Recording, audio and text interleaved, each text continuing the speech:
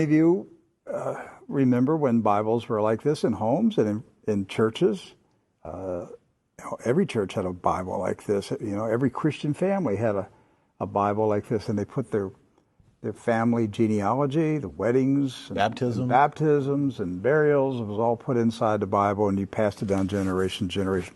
This particular Bible was published in 1905.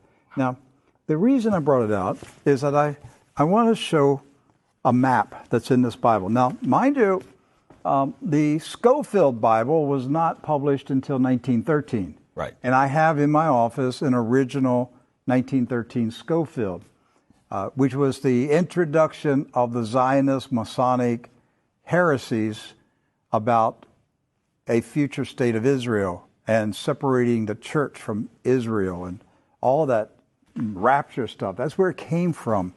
It was a Masonic Zionist heresy that was introduced into the American churches in 1913. This is a 1905 Bible. Pre-Scofield. Pre-Scofield, with no Scofield notes in it. So, you open it up, and this is on page 13. I mean, this thing's big. I want to show you. Here is a map of the Holy Land. And it says, what? Oh, Palestine of the Holy Land. They misspelled Israel. No. Palestine. Palestine. Huh. And all these Christian Zionists that tell me, Rick, there's never been a Palestine. All right, so here's a still. There it is. Let's zoom in and show you here. Yeah. So, you hear these people like John Hagee, there's never been a Palestine.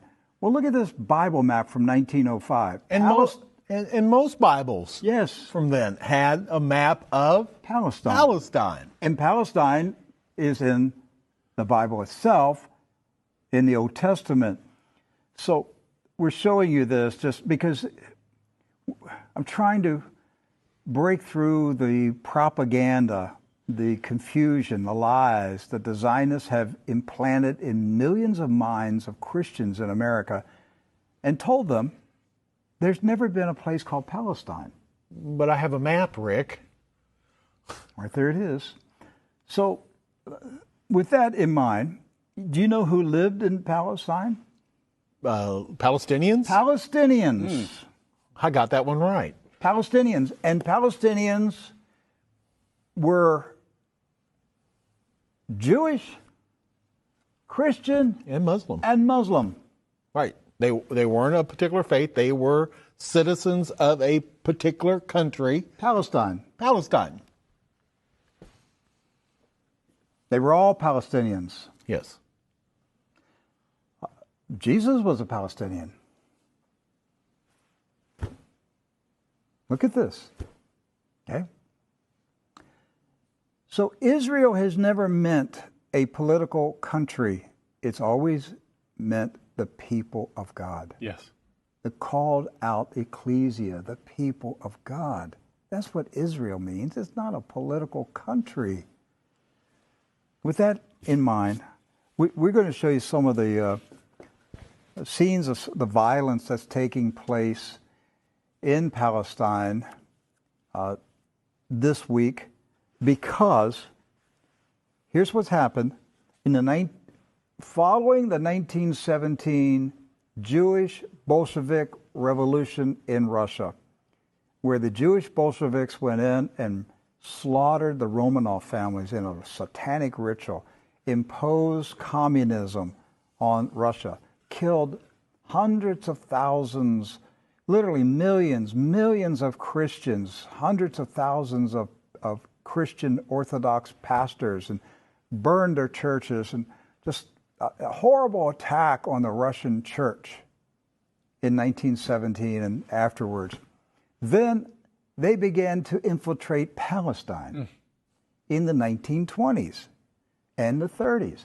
In the 1930s, there was a congressman in Texas, Lyndon B. Johnson, and he was smuggling guns and rockets and grenades from Texas to Palestine, putting them in the hands of the Jewish communist terrorists that were infiltrating Palestine. There was no Israel, no state of Israel. It was Palestine. And they crow about that. That's not a conspiracy theory. That's right from the Lyndon B. Johnson Library. The crates were marked Texas grapefruits. The grenades, they were shipped as Texas grapefruits. The same grapefruits that blew up the King David Hotel. Right. So the 1920s, the 30s, and into the 40s, the European Ashkenazis invaded Palestine, infiltrated. The Arabs, Christian, Muslim, and Jewish, all Palestinians, were alarmed by the arrival of the communist Ashkenazis from Europe. The so-called Jewish settlers were killing. They killed the Jewish residents of Palestine. Yes. Do you understand that? They killed the Jews who lived in Palestine. They killed Christians. They killed Muslims. They finally got enough critical mass that they had enough numbers that they took over Palestine and declared their independence in 1948. And Harry S. Truman, a 33rd degree Freemason, quickly recognized this new country as a real country. And that's how we got to 1948 and the State of Israel. There's never been peace in the Middle East since that day.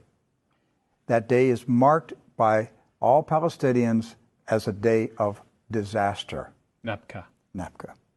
A day of disaster. The disaster continues to this day. The Ashkenazi invaders continue to take the land, the homes of the Palestinians who have resisted, refused to leave their houses, refused to leave their farms. It's not about Palestinians trying to chase out Jews. It's Jews who are trying to chase out Palestinians. And to this day, since 1948, they're still fighting them, trying to make them leave. Right. And these Palestinians have been